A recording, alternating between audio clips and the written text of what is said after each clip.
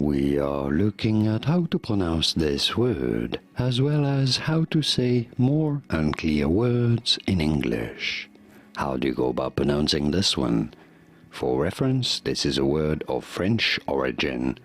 In French, it is said as sachet, silent T, as is usual in French, and that's why it is silent. Sachet in French. In English, however, this is normally said as sachet.